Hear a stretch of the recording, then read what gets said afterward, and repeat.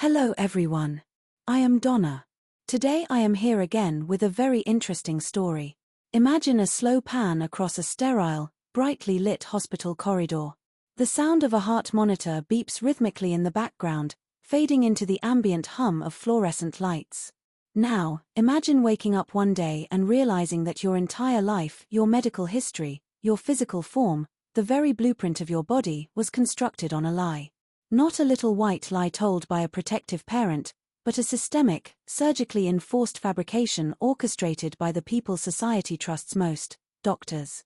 What happens when the medical establishment decides that your body, exactly as it was born, is a problem to be fixed? For activist Pidgeon Paganese, the answer to that question was buried in a childhood defined by secrets, phantom illnesses, and painful surgeries. In their groundbreaking memoir, Nobody Needs to Know, Pidgeon documents the harrowing and ultimately triumphant journey of growing up intersex in a world obsessed with a strict gender binary. This isn't just a story about medical malpractice. It is a story of bodily autonomy, the courage to seek the truth, and the fire it takes to dismantle a broken system. Let's unravel the secret that haunted a childhood, and how discovering the truth changed the medical world forever. Growing up in suburban Chicago in the 1990s, Pidgeon's childhood was a masterclass in misdirection.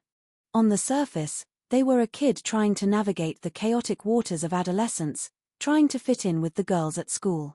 But beneath the surface, interspersed with flashes of clinical hospital rooms and surgical tools, Pidgeon's life was tethered to the sterile walls of Lurie Children's Hospital. From a very young age, Pidgeon was subjected to a grueling series of medical examinations and surgeries. The explanation given to them? Vague mentions of cancer prevention or ovarian cysts. When you are a child, you trust the adults in the room. You trust your parents, and you certainly trust the doctors in the white coats who tell you that these painful procedures are necessary to keep you healthy. But Pidgeon always felt a profound sense of alienation. As their peers began to hit puberty, Pidgeon's body remained entirely unresponsive to the biological clocks ticking around them. No periods. No typical physical development. Just an overwhelming, isolating feeling of being fundamentally different, without possessing the vocabulary to understand why. The doctors weren't treating an illness. They were enforcing an ideology. Pidgeon had been born intersex. Intersex refers to people born with reproductive or sexual anatomy that doesn't fit the typical definitions of female or male. This can involve variations in chromosomes, hormones, or genitalia. Instead of explaining this to Pidgeon, or allowing them to grow up and make their own choices about their body, the medical establishment intervened. They performed irreversible, non-consensual cosmetic surgeries on an infant and child to forcefully mold Pidgeon's body into a conventional female standard. The psychological toll of these hidden procedures was devastating. In Nobody Needs to Know, Pidgeon vividly details the exhaustion of trying to perform girlhood when their own body felt like a crime scene they weren't allowed to investigate. Picture the stark contrast: teenagers laughing and trading secrets in a school hallway, while Pidgeon sits alone in a doctor's waiting room, feet dangling off the chair. Imagine the cognitive dissonance. You are told you are a perfectly normal girl, but you require constant, invasive medical surveillance. You are given hormones to induce physical changes, but you are kept entirely in the dark about the true nature of your own biology. The title of the memoir, Nobody Needs to Know, was the exact philosophy adopted by the doctors. They convinced Pidgeon's shell-shocked parents that secrecy was the only way to protect their child from a lifetime of ostracization. Fix the body, hide the truth, and nobody needs to know. As Pidgeon writes in the memoir, I'd learned early on, in the days after the surgery while lying in that hospital bed and during all the checkups that followed, that my body wasn't my own. It didn't belong to me. It belonged to everyone else. But secrecy is a toxic foundation. It implies shame. By hiding Pidgeon's intersex identity, the medical system wasn't protecting them from society. It was actively teaching Pidgeon that their natural body was something monstrous that needed to be erased. The turning point arrives during Pidgeon's college years, shifting the narrative from the muted, clinical tones of childhood to the warmer, sharper reality of adulthood. While sitting in a lecture hall, Pidgeon is introduced to the concept of intersex conditions, specifically, androgen insensitivity syndrome, AIS. Androgen insensitivity syndrome, AIS, occurs when a person who is genetically male is resistant to male hormones. As a result, the person has some or all of the physical traits of a woman, but the genetic makeup of a man. Listening to the professor, the puzzle pieces of Pidgeon's entire life began to violently snap into place. The missing puberty, the phantom ovarian surgeries, the constant medical scrutiny. It wasn't cancer. It was AIS. A confrontation with their mother confirmed the devastating truth. Driven by a desperate need for answers, Pidgeon requested their own medical records. What they read inside those files was a horror story written about their own flesh. Staring at the pages, they saw words like male pseudohermaphrodite, gonadectomy, clitorectomy, and vaginoplasty. Before Pidgeon even turned 12, surgeons had removed their internal testes, which the doctors had falsely called ovaries, altered their genitalia, and subjected them to a vaginoplasty. All without their consent. All in the name of making them normal.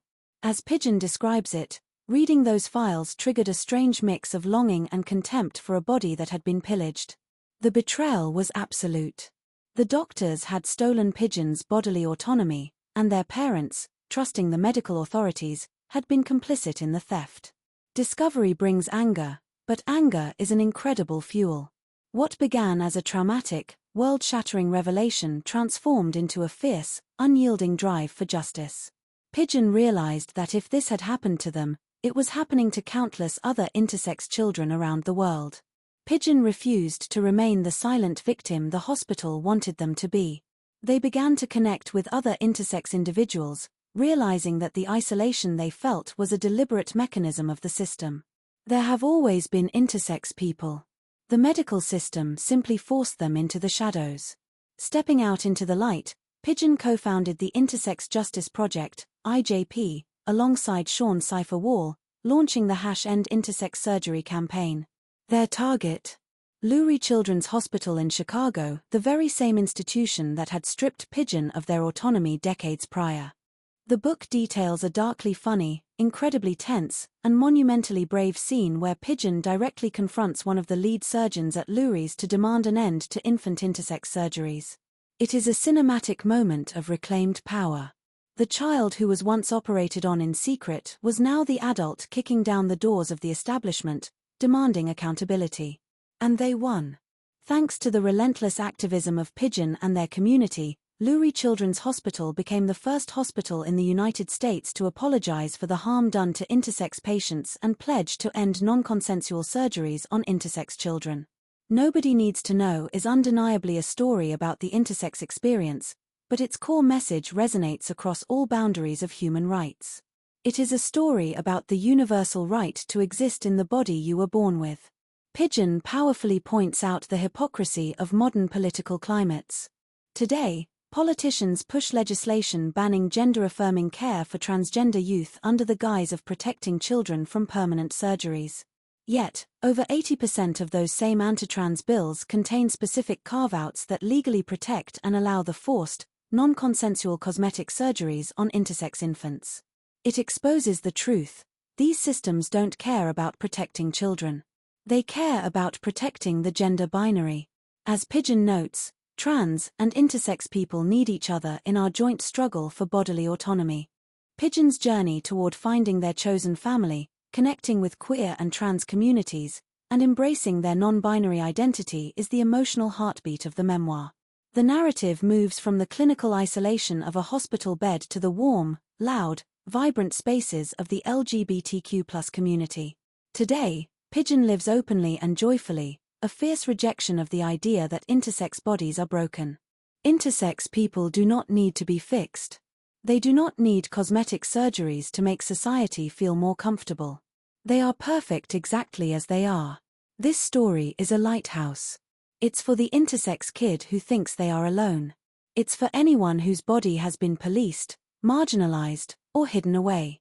It is a testament to the fact that while the truth can be agonizing to uncover, it is the only thing that can truly set you free. The doctors told Pidgeon's parents that nobody needs to know. Pidgeon spent their life ensuring that everyone knows. By telling their story, Pidgeon took the shame the medical system tried to force onto them, dismantled it, and turned it into a movement of radical self-love. It is an absolute masterclass in resilience, and a reminder that our bodies are our own and no one else's.